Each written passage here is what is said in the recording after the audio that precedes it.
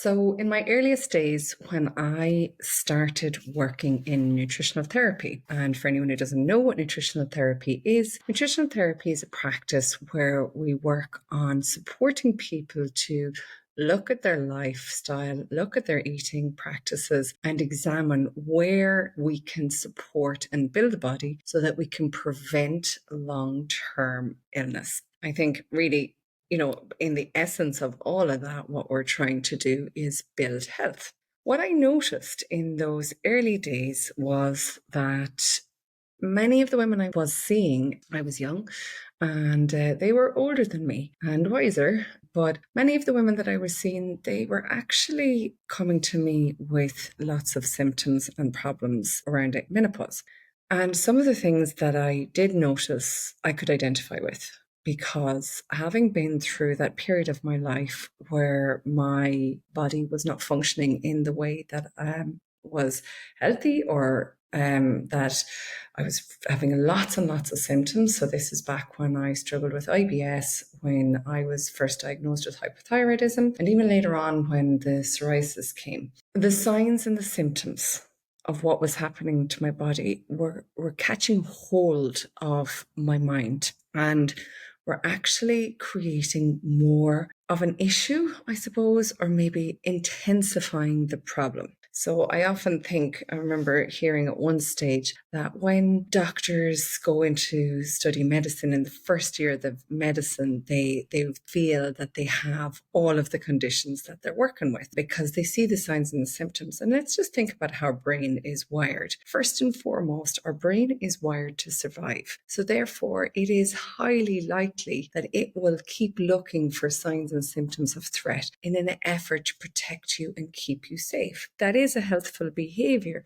However, the brain doesn't really stop to resolve between what the behaviors we're doing, are they actually helpful or not. So for those women, what I noticed was they were feeling lots of signs and symptoms, and that was creating and intensifying the problem.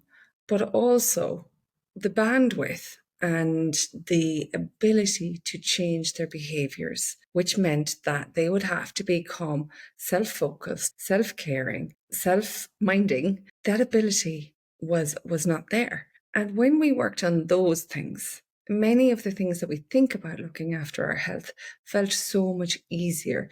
The practices were adopted in very much so quickly. And I am going to talk about a little bit about nutrition and movement and sleep. But those are the pieces that I saw that once we went through and once we did some talking and once we did some coaching and once we managed, okay, let's look at our boundaries here, these things felt easier. And what's coming up for me at the moment to share and to say is when those signs and symptoms, and let's just have a listen and think about what are those symptoms that we might be feeling. We are in a transition of menopause, anxiety, change in mood, skin conditions, irritability, sleep discomfort, discomfort during sex, no desire for sex, feeling lost in yourself, hair loss, extra headaches, tension headaches. I've got these migraines, hot flushes, extra facial hair that we never had before, joint stiffness, low self-confidence, night sweats, palpitations, concentration, brain fog, UTIs, and tinnitus. That's just one list. I'm sure you'd find other symptoms. The trouble with being aware of that list, and this is what happened to me when I went and I studied nutritional therapy, I saw all the lists for the different problems that we are having in our lifestyle today. So whether it was IBS or whether it was other conditions like PCOS or whether it's menopause or whether it's even anxiety, there are so many symptoms. And the thing is that usually when you begin to feel one, or when you set yourself up and you notice, okay, well, you know what, actually, I am noticing a bit more brain fog. We start researching and we start figuring out what's happening in our body. And we start wanting more information. That extra information is wonderful when our mind is safe enough to take it in and to make sense of how to use it and to use it well. It's not so wonderful when it creates more anxiety within us. So this is my thought process, is that is all of this information about menopause helping us, or is it driving menopause anxiety? And I take that back to, when you see the list and when you start the searching, you become more hyper alert of what's happening. And you might say, oh, I'll have a change in my mood. That's definitely menopause. And actually, everything is transient. So, I was a basket case with a change in mood when I had my babies first. These pieces of us are always there. And I think trying to fix them or change them is where we hone in on. It's like, I want to get rid of that part of me because I don't like it. Instead of understanding, well, actually, that part of me has always been there. What's the driver behind it? Why is it that I'm irritable? Yes, my sleep is poor, but could it also be because my boundaries are poor? Many of the women I saw at that point were cooking meals, different meals for young children and adult children. So where's the boundaries piece? Where's the self-care piece? They want to cook their own meal. They should cook their own meal. And again, it comes to confidence. Our bodies change. Our body is changing. And you think about when your children are growing up, if you've had children, and maybe if you don't, you've watched nieces and nephews, when they go through their hormonal changes, we do actually notice a massive shift in their personality, in their growth. And it's like the second phase of biggest brain growth for children. And we have empathy and we have kindness and we support them when they're going through that. We let them have long, lazy sleeps in. They have lots of free time to sit and look back and care for themselves. And they have us there to guide them. Menopause, there is actually another brain shift. Your brain actually changes during menopause. And who cares for you? Who minds you? Who lets you have an extra long sleep? Who makes you a nice meal? Who puts a hot water bottle on your tummy if you need it? It's always do more. And yet I wonder if we learned how to care more for ourselves, what an impact that could have for us. So the first thing I want to talk about today is as you do that caring for yourself, as you decide that you are worthy, and that actually nobody is going to look after me unless I ask them.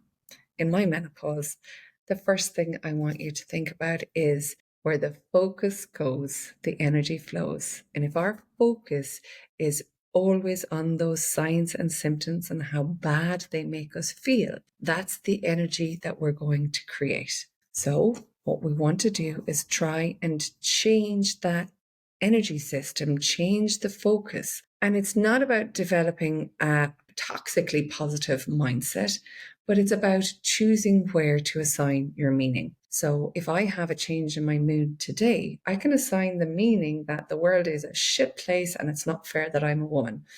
Or if I have a change in my mood today, I can dig a little bit deeper and I can change the focus and I can ask myself, well, what's going on for me?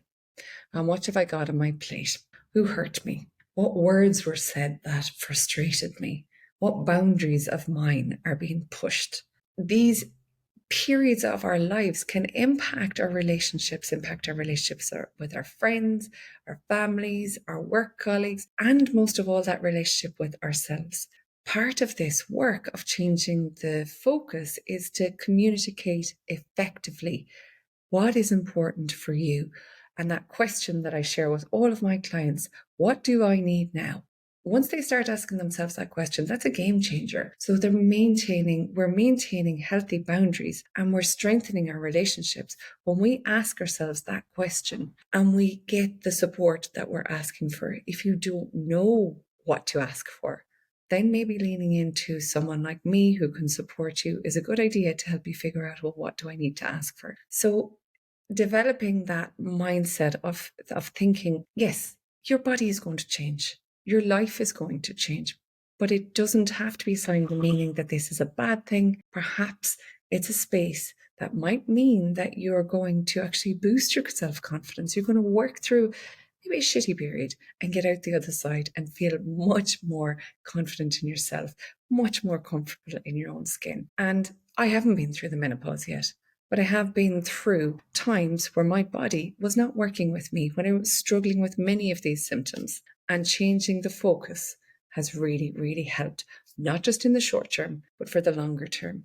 So for now, stop and have a listen to this and think, actually, where would I like to be in 5 years in my menopause? And start priming your mind, sending the focus of who is it that you'd love to be?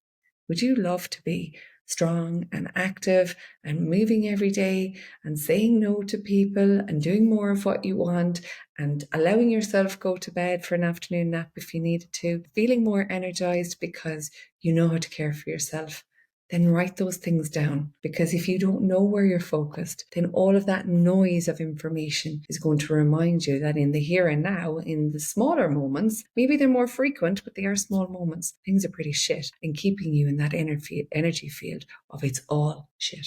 So the first thing I had mentioned was developing a positive mindset and changing the focus. A very quick word on movement. So I've just been through a 30-day yoga challenge. Well, 26 days, we're on day 26. We've got 4 more to go. And there's a piece I want to suggest to you about movement. My cycle during perimenopause has been really different and changed throughout this past 12 months. I can get a really heavy flow. I can get longer cycles. I can get shorter cycles. I can, struggle with cramps. I can have no PMS. It's completely erratic. What I did notice, and I haven't been moving at this intensity, hands up, all honesty to you and to everyone listening, I don't move at this intensity every month. But what I have noticed is that I haven't experienced the same. I got a little bit more tired, but I think I'm physically just more tired. My sleep is brilliant. I haven't had the same cravings. I haven't had the same cramps. And I'm intrigued by my cycle by doing this continuous exercise. So what I have learned through my academic study is that exercise can reduce the intensity of the symptoms that you feel. Things like swimming and walking will really help for the hot flushes and improve our mood. Strength training, I started that way back when because I did learn that strength training is going to prevent bone loss. So that's a really important one that you don't have to do.